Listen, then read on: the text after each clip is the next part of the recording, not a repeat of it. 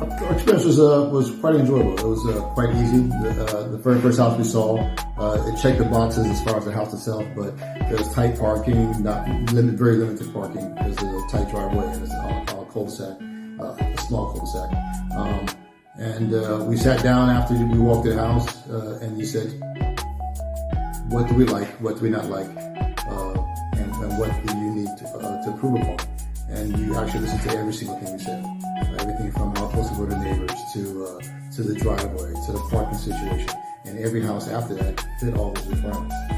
The houses that were above and beyond as far as beauty and design, you made the effort to get them. Even when they went off the market and came back on, you direct with every effort. It was probably the easiest 30 days ever. So what did you think about the house that you actually purchased?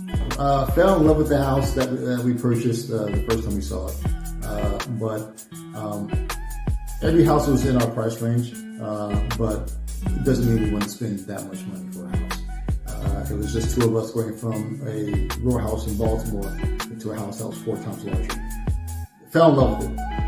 Delayed initially, and then immediately grabbed it. It far exceeded everything we asked for. Show that you literally took when I said I don't want to see neighbors, I don't like people, and you gave me a house that I could sit off the road away from everything. So do you have any advice for potential buyers and sellers who may be looking for a realtor? Do you have any suggestions? My advice to them is just be realistic. Know what you want, know what you can afford, and relay your desires, but also they got to listen. What they may ask may not be realistic, and you give honest feedback, and they need to listen to that feedback. Now, in our case, we didn't have really any limitations per se, so everything we asked for, and we had a very small list of wants as opposed to desires. Make your expectations realistic. If you want a house and be near everything in Arlington, they expect to pay $1 million plus. Just go and be realistic. Don't say, but my budget's $500,000, and then complain about the realtor. Could you elaborate on after the process ended? The process never really ended. So we got the house, and during that very short process, Portrina showed that not only was she a great realtor, but she's like family. So after the process, we closed on the house. Like I said, everything went rather quickly and well.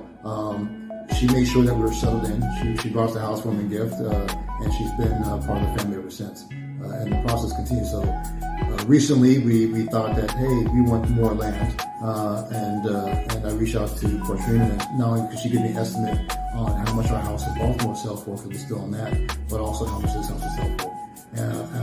And we just saw that what we wanted wasn't realistic, because the house with a larger land was not as nice as the house that we bought originally, and the land wasn't worth it. So we're staying here. But anytime a hair gets on our buns and we think about something else or more property in the area, we reach out to Portrina. Any parting words?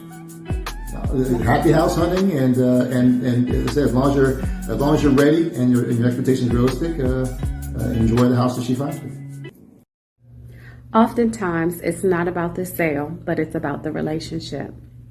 I'm extremely blessed that my clients consider me family. I'd love to add you and yours to mine.